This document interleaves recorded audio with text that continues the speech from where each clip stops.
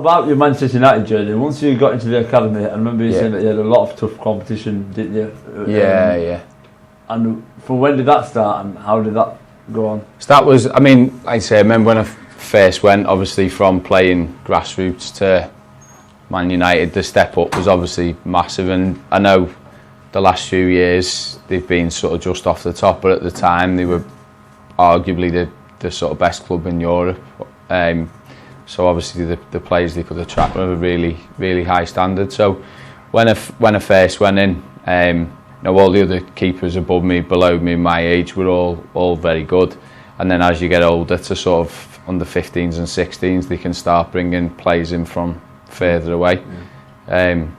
So the other lad who was my age was playing internationally for England at the time. Then they bought a lad the year above me in, who's actually got a World Cup winners medal with Germany now. So he came in the year above, and then they brought another lad in the year below me, who was playing for England at under 16. So that was just, you know, there's lads. There for keepers. Yeah. There was keepers who were a few years above that again, who are now internationals and Premier League players. A couple of years below me who've now gone on to play in the Premier League, and that's just the keepers, not even the outfield players. So it was eye-opening, because you get, so in sort of the school holidays and stuff, you get lads coming in on trial from all over the place. You get lads from all over Europe, sometimes further.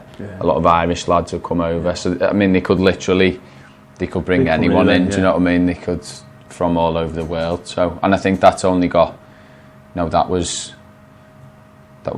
I'm 30 now, so that was, let's say, when I was 15. You know, in the last 15 years, it's gone more and more. If you look at the big academies now, the amount of foreign players who've come into the squads, there's a lot. I think previously, through your academy, you had homegrown players, didn't you? At the very least, and like you say, now it's the academies are cherry picking talent from abroad, aren't they? If you look at some of the examples, like even Eric Garcia and these guys who have come over from young ages. Well, I think, like, because of competition, the academy increased, let alone the first. I think the lads, like when I got released at United, when it came to scholarships, the lads who got contracts, and I think they signed a few more, but I think there was 2 Irish lads, Scottish lad. Well, it wasn't.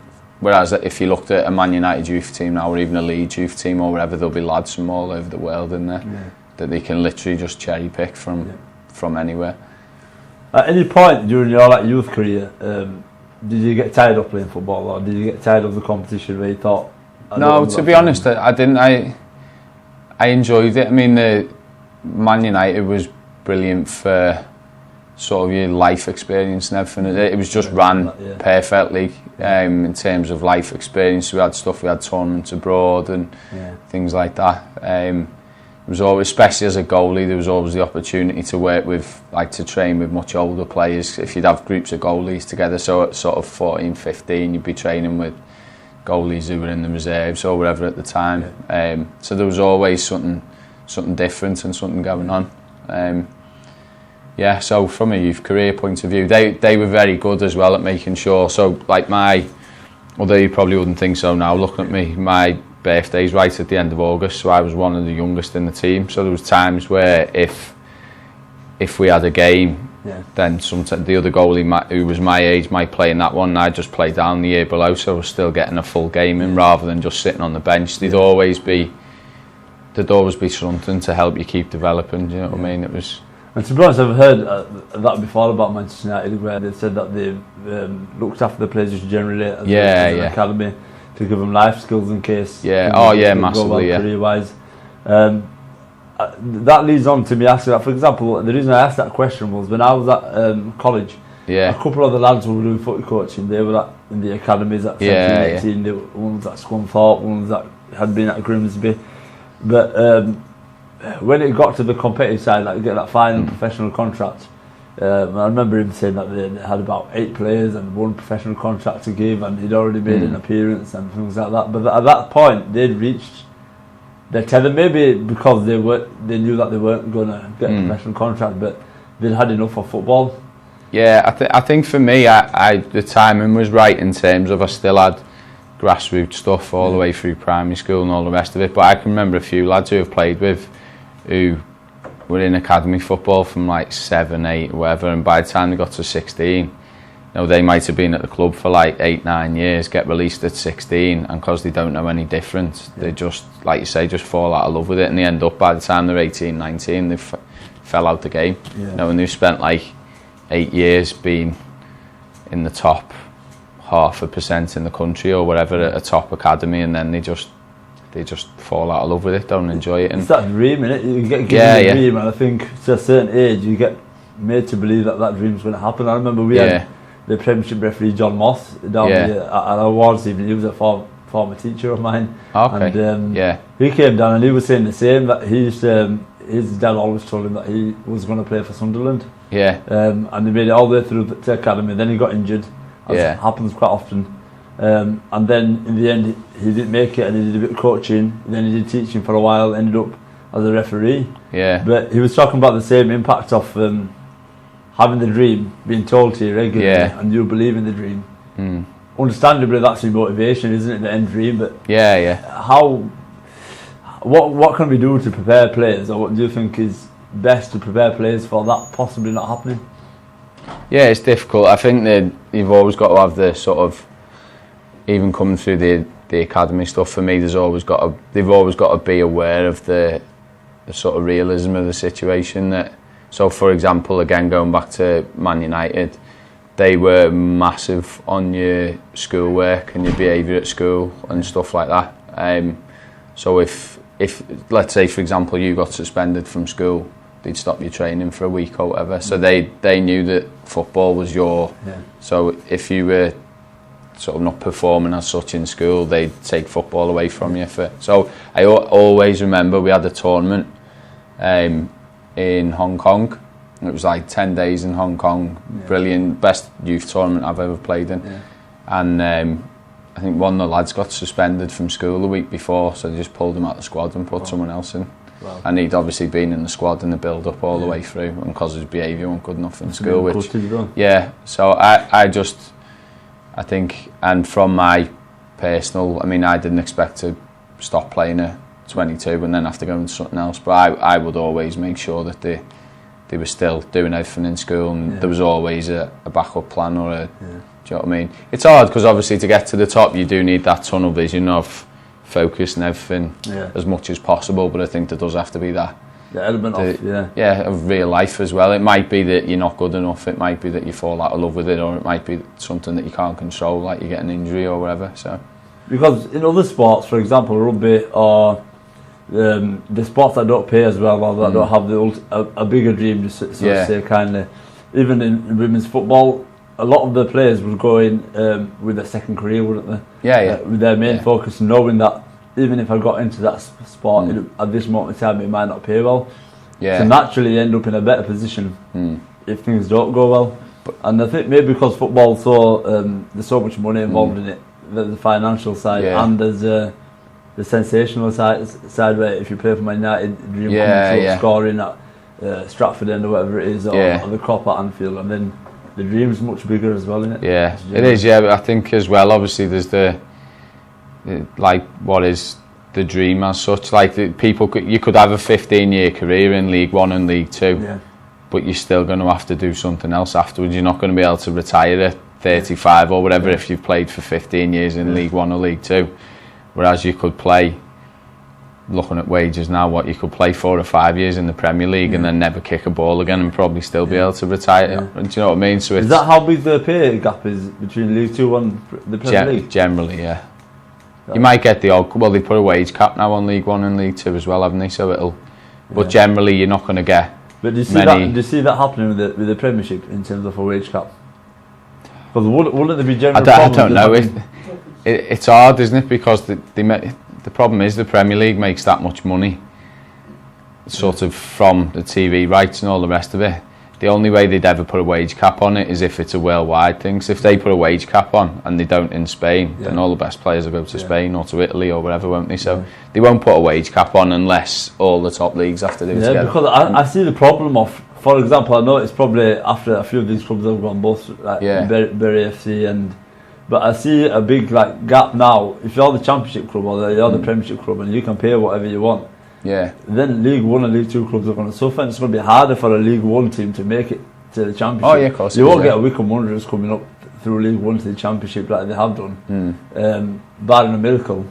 Yeah, like you say, you'll get the odd one every now and again, but generally because if the Championship's paying well better than League One, way better than League One, and they've got a cap, then you're going to get an ocean of League One players heading off to the Championship, won't you? Because they can play whatever they want. Yeah, of course you will. But one of the biggest struggles we have, like as a team now, say we're a newly set up team and we've had players, and you're trying to put forward a structure where you're telling the players that, look, every kid has a dream of making it to the top, but there's a way to go about it. You're talking about technique. We talked about our goalkeeping training today. It's hard to convince the players that the Leeds United dream is not going to happen straight away, coming from Leeds, obviously, whichever city you're in.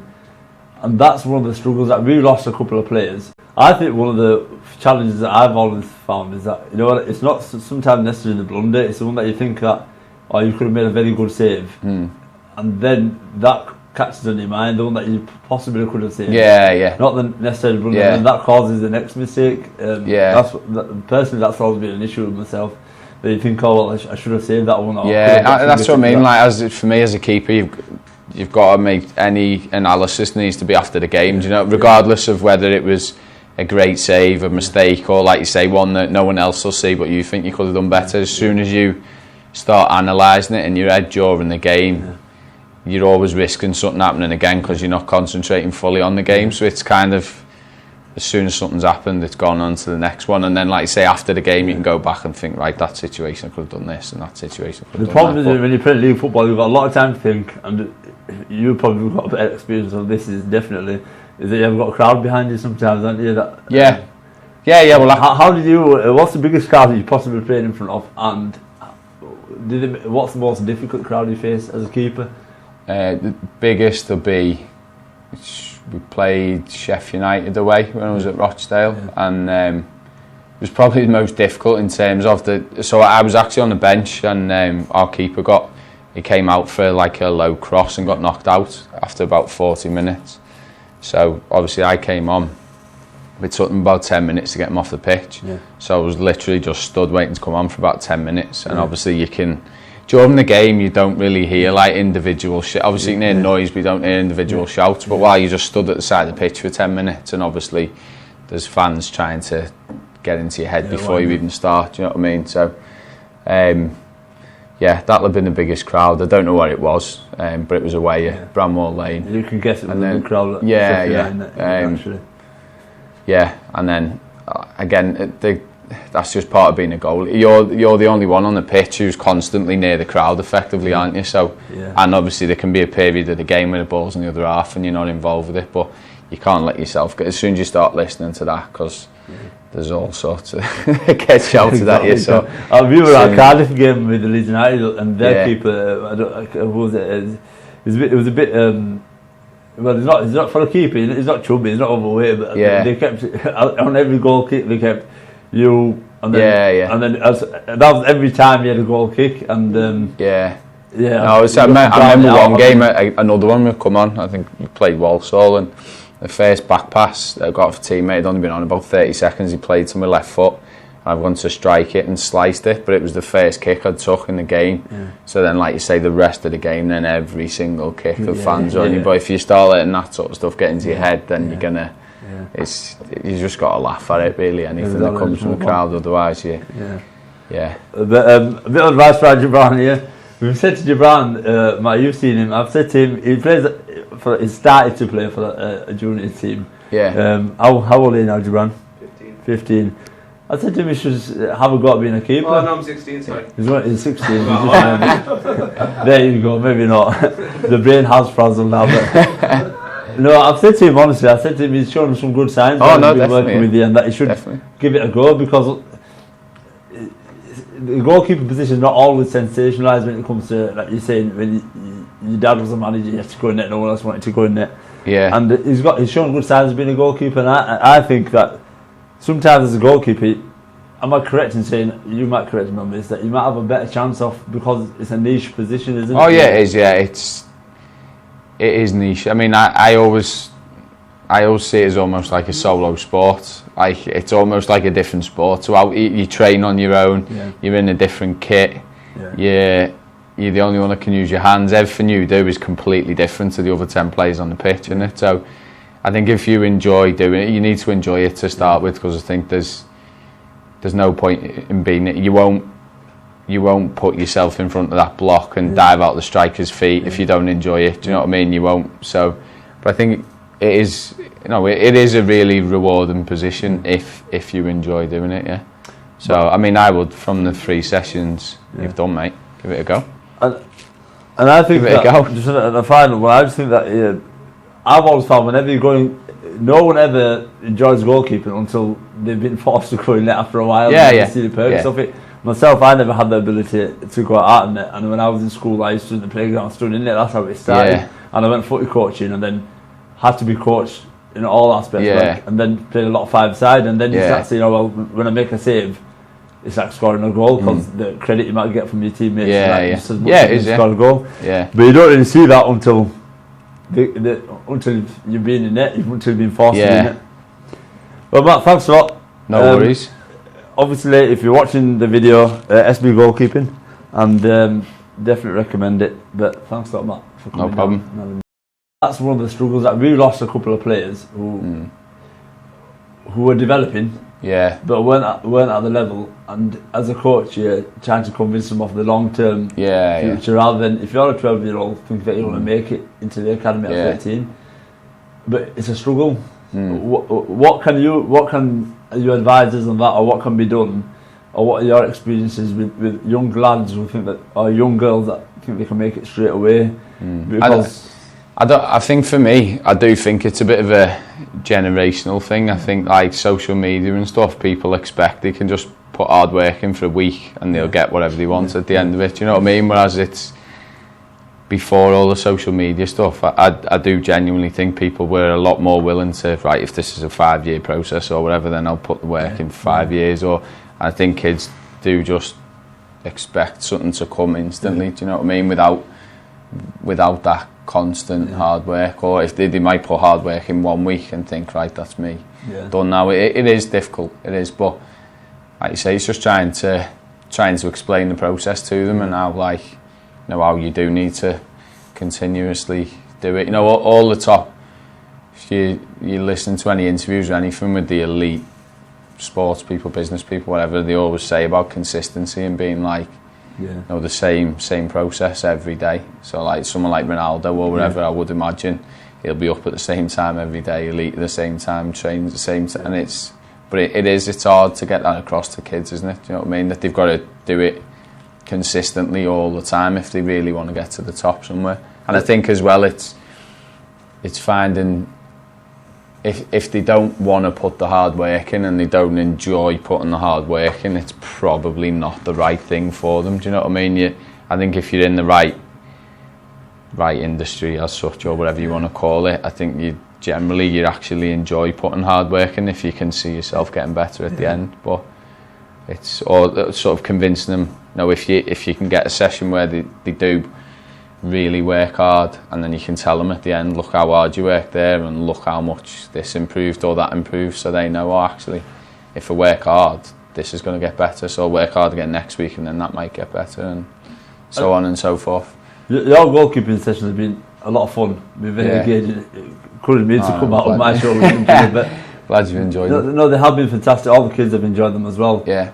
But in normal training sessions, say, there's a lot of technical work, and technical work can be boring sometimes. If it repetitively, you're working on your control, you're working on your passing, you're working on your shooting, and you get to the end, you might give the kids a bit of a game. When the kids are just looking forward to the game at the end of the session, and you've got some, like, we've had kids say, are we going to have a game, or is it going to be training? And they're making their judgment according to whether they want to turn up for that or not.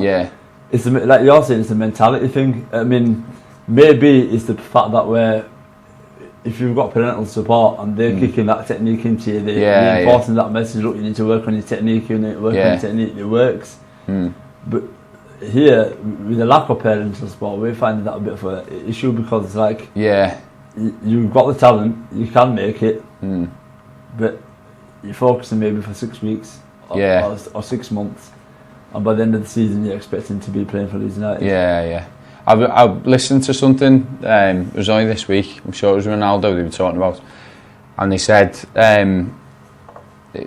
the interview when they were talking about him, and they said like it was something like Ronaldo trains 8 hours a day, 8 hours a week with Juventus's first team. So that's not the bit that makes him what he is. It's all the other hours around that 8 hours that make him what he is. And it's with kids, I think, trying to put right who's their role model. Let's say Ronaldo, for example. So trying to find either an interview with him or his daily schedule or whatever, something that shows them what Ronaldo has to do to be Ronaldo. Do you know what I mean? And they can look and go, oh, right, okay, well, if he has to do that, if I want to be him, I've got to do that as well.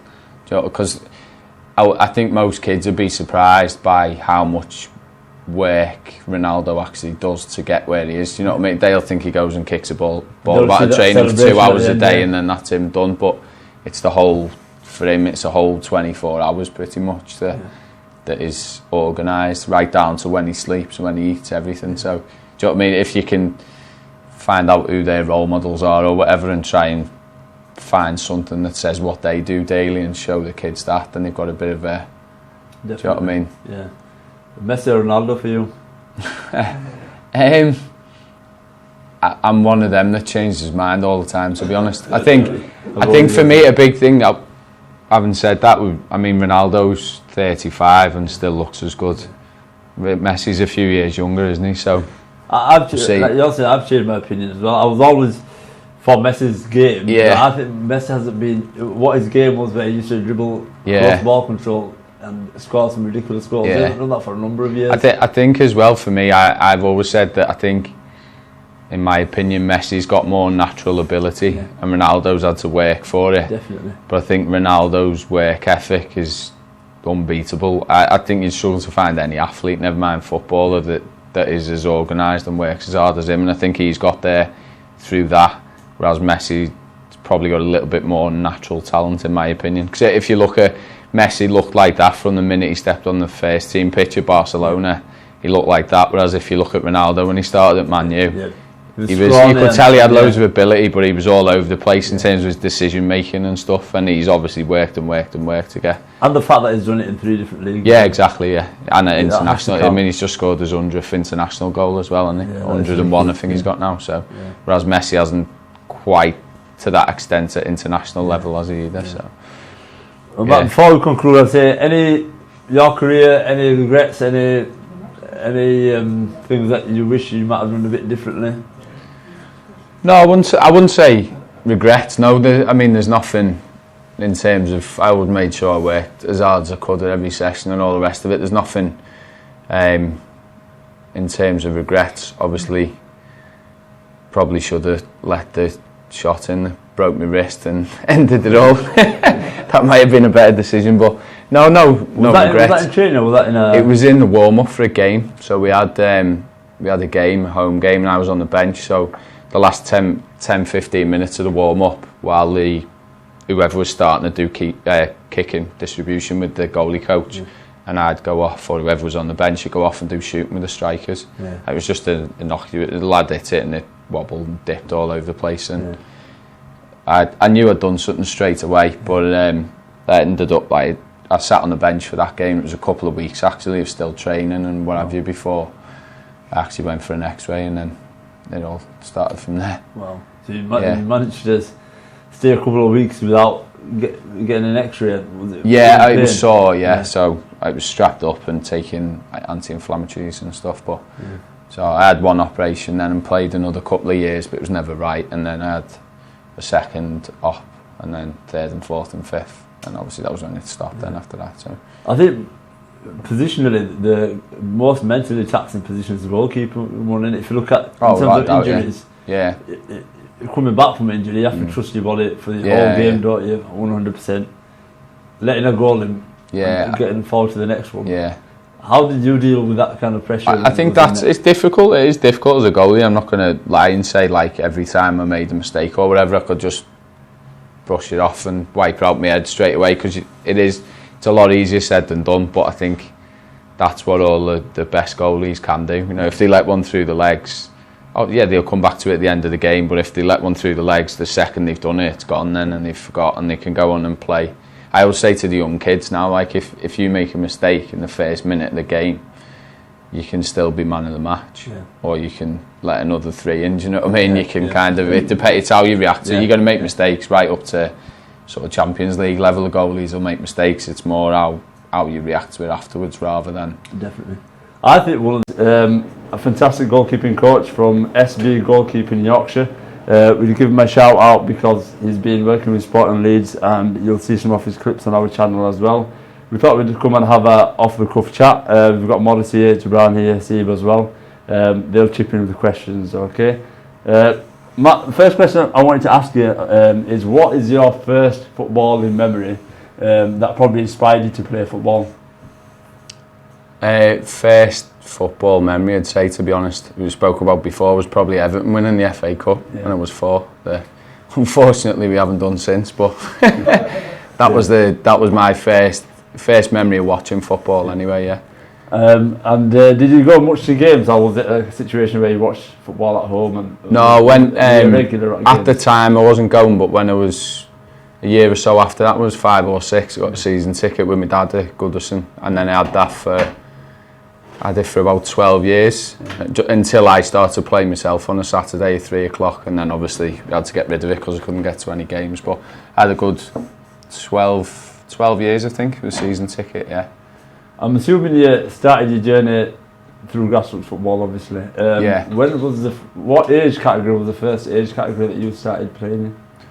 It was about, I've got a feeling it was under 7s. We played a tournament in Liverpool. So we were under 7s, and believe it or not, it was 11 aside on a full-size pitch at under 7s. But that was a few. And yeah, just a bit.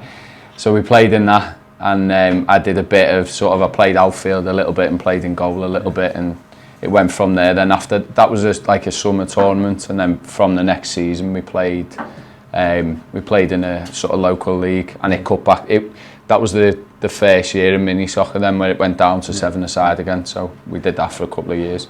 In your experience, when you were in that under 7s team, when we go around playing grassroots football, we see a lot of goalkeepers that I think at that age are already got the mindset on being in that position. Was that the case with you, or was it a case of you were still playing in different positions and then later on you found that? To be honest, the goalkeeping thing, so the first team that I played in, it was like 2 age groups mixed, and the 2 managers were my dad and my best mate's dad. So the first game, nobody wanted to go in goal, so me and my best mate ended up having to do half each because our dads were the managers, so they just kind of shoved us in goal.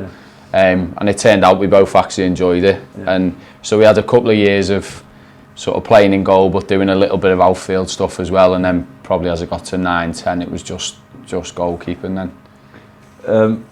Going on from that, so you went to high school, played for the high school team, I'm assuming, or? Yeah, it was a bit of a sort of, so I started playing academy football at the end of year 7, and they couldn't legally stop you from playing for the school, but it was a bit frowned upon, obviously, because they didn't want you getting injured. So we did have a school team, but to be honest, we only used to have a couple of games a season anyway. Is that still the case now, where you can't play for school teams? I think so, but I'm not 100% sure.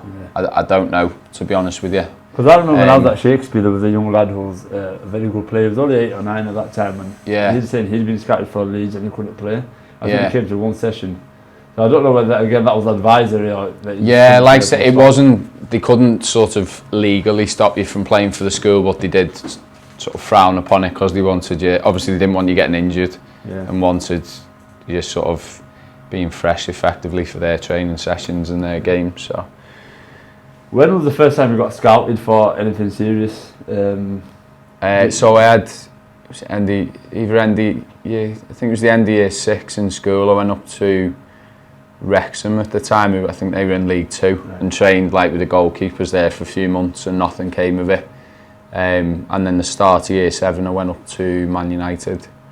So I had a 6-week trial there at the start of the season. And didn't get offered anything, but they gave me a few bits to go away and work on. And then I went back at the end of year 7, and then they offered me a contract then, so that was when I signed there. You know, when you went for your trials, you said you went back to work on a few things. Were you aware of what they might be looking for in a trial as a goalkeeper?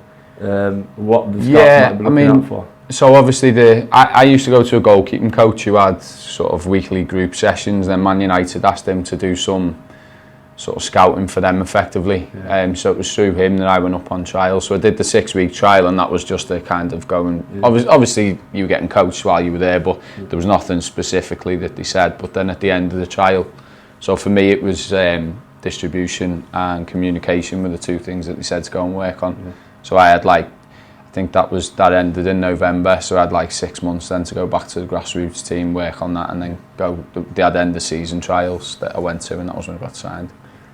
We took a player very young. Obviously, we don't have the same contacts, or we're not as aware of the system, how it goes. So we took a player we thought that was talented enough, just for that experience, mainly for a Leeds United trial in December.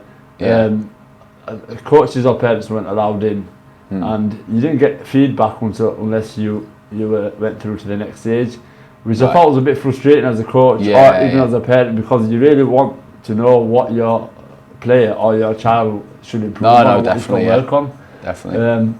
I mean, as coaches here in grassroots football, apart from the general knowledge of the game, it's difficult to tell what scouts will be looking out for to get players in. And I just wanted to, from your experience, an outfield player, what do they need to be good at the age of, like, say, under 12 or under 13 for them to really catch the eye? I mean, it's difficult because I think it depends on the club quite a bit as well. So, for example, growing up, there'd be certain teams where you play against, and you knew when you played against them they were going to be strong and physical and quick and athletic. So you knew that obviously the scouts for them teams were obviously looking for players who were strong and quick and athletic, and then you'd have other clubs who you'd play against and they'd be tiny but technically they'd be really good. So then obviously you'd know that their scouts are looking for the more so the technical players, not as focused on the physical bit, because that will come eventually, whether it comes at 10 or it comes at 18. Does that filter down throughout from the top? Like, say, for example, if you're a Leeds United now, we work a lot on fitness in the first team and play a high intensity game, would that filter right through to the academy and the scouting system? Yeah, potentially. Again, I think it depends on the manager as well. So, for example, when I was at Man United, Alex Ferguson was a manager, so obviously everything filtered down because he ran the club effectively. He'd been there that long, whereas if you look at some of the bigger clubs now and the turnover of managers, the manager hasn't got time to implement whatever he does on the academy because he might be out again in 18 months and you're on to the next one, and so on and so forth. So I think it's probably changed a little bit because there's not many managers that have that, like Arsene Wenger or Alex Ferguson, 15-20 years in charge as there. But I think Leeds, though, looking at Leeds, they seem to have from the outside looking in, Bielsa seems to have been given as much freedom as possible, do you know what I mean, to go and do what he wants to do. So I would imagine it probably does. I think maybe not so much the real younger ones, but I think the under 23s and under 18s will be asked to play the way he does, I would imagine, so that if they get called up into the first team, they already understand the style of play and all the rest of it. And to be honest with the Leeds, I think even with Bielsa now, the same as Southampton, they will replace him with a similar minded manager, the best that they can, because if you remember at Southampton when Pochettino went, they replaced him with Koeman, didn't they? It was like a similar ilk of manager. Yeah, well, I think if you bring a manager in who's completely different, the whole squad's going to be the wrong type of player, isn't it? Do you know, like them players Bielsa's got he's got them because they suit his system perfectly, whereas if you bring a long ball manager in or whatever, they're going to have to change the whole squad, aren't they, because all the players are going to be wrong for the style of play, do you know what I mean? So, but yeah, I think generally it filters down to a point, but I'm not sure how far. If you know, what can you say under 9s and 10s, how much can you replicate what the first team do with them? I think generally the focus, especially in the sort of foundation stage, under 9s, 10s, 11s, from my experience coaching in academy football anyway, is just technical, make them as good on the ball as you can effectively, and obviously, you know, make sure their attitudes are good, they're working hard and all the rest of it, but loads and loads of technical work, and then the tactical stuff creeps in as they get a little bit older. You start putting that side of it in. So I suppose that in